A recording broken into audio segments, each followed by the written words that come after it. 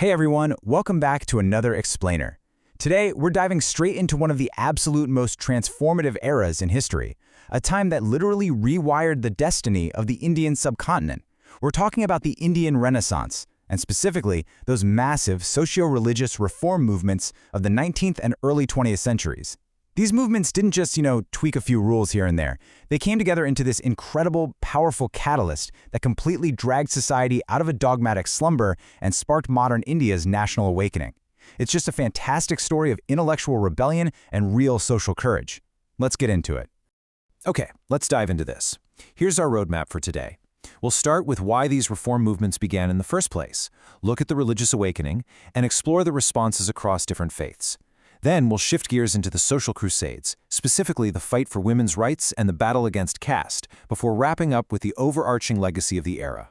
So, Part 1, why reform movements began, the spark of the Renaissance.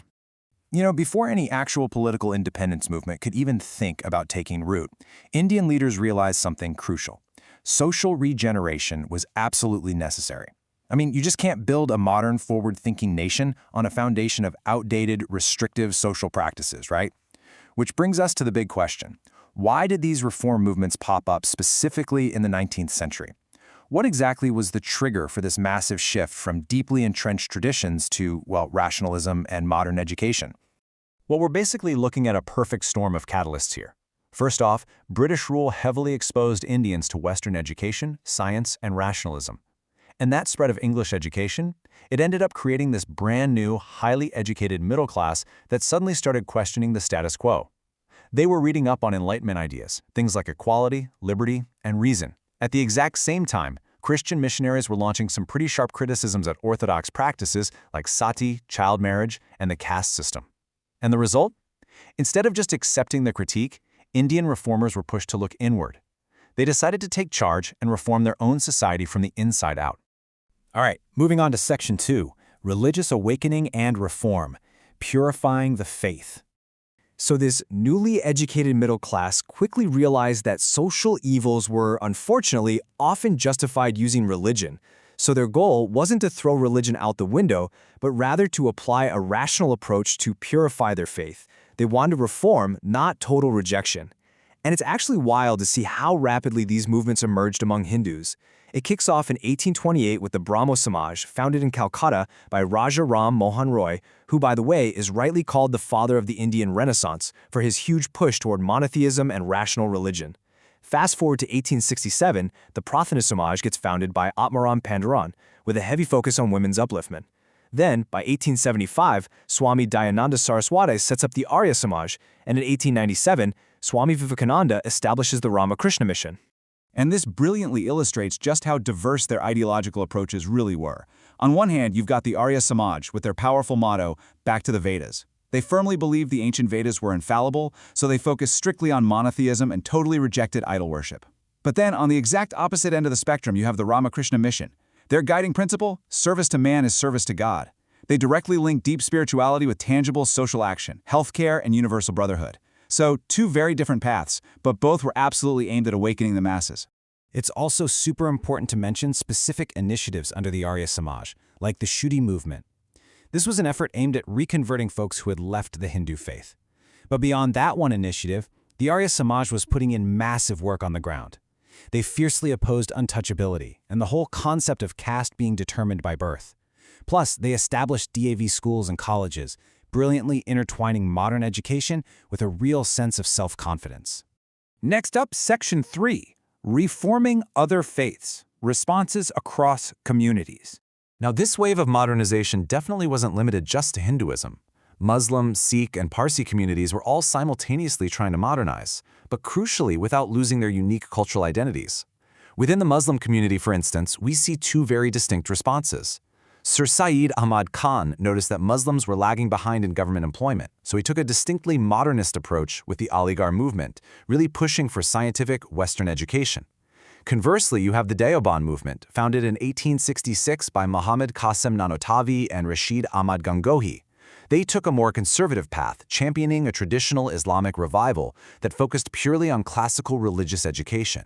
And we see similar parallel modernizations sweeping through Sikh and Parsi communities too. The Sikh community launched the Singh Sabha movement in 1873. The goal there was to promote their own education and push back against Christian missionary influence. This actually later evolved into the Akali movement, which successfully formed the SGPC to free their Gurdwaras from corrupt control. Meanwhile, over in the Parsi community, they established the Ranumai Mazdiaznan Sabha super early on in 1851. Led by heavy hitters like Dadabai Naroji, this group massively drove Parsi social modernization and, a recurring theme here, significantly pushed for women's education. Which leads us perfectly into Section 4, Champions of Women's Rights, the Social Crusade. Now, what's really interesting about this is debating religious ideology is one thing, but these reformers fully understood that a society simply cannot progress if half of its population is oppressed. So they launched some incredibly fierce, specific battles to secure fundamental rights and education for women. The relentless advocacy of just a few individual champions drove massive legal changes. Think about Raja Ram Mohan Roy. His absolute refusal to accept the practice of sati led directly to its total abolition in 1829. Later on, Ishwar Chandra Vidyasagar powerfully advocated for widows, which resulted in the Widow Remarriage Act of 1856. Together, these reformers pushed a broad, unified opposition against child marriage and polygamy while constantly promoting female education. But we really need to put a human face to these massive societal shifts. Enter Savitribai Phule. She is widely recognized as the first female teacher of modern India and an absolute pioneer of girls' education. I mean, picture this. In a society that actively barred women and lower castes from learning, her groundbreaking role in opening schools for girls wasn't just some standard educational reform. It was an act of profound social defiance and sheer bravery that quite literally impacted generations. Now for Section 5, the fight against caste, breaking the hierarchy. Right alongside women's rights, the next critical pillar of this entire social crusade was dismantling the deeply oppressive caste system, a hierarchy that had literally fractured Indian society for millennia. A massive force in this specific fight was the Satya Shodak Samaj, founded in 1873 by Jyotirao Phule. Phule didn't pull any punches. He fiercely criticized caste oppression.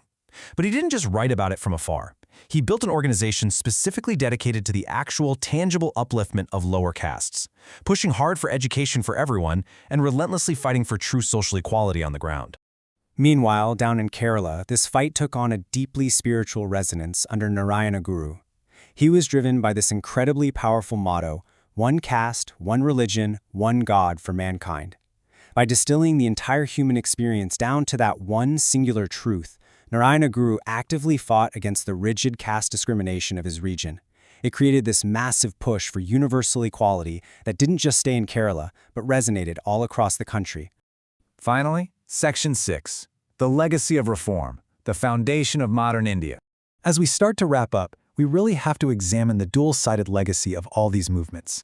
So the crucial point here is that when you look at everything from the Brahmo Samaj under Ram Mohan Roy to the Satya Shodak Samaj under Jyotirao Phule, you see a unified theme. By blending indigenous traditions with modern scientific outlooks, these founders collectively engineered a modern national consciousness.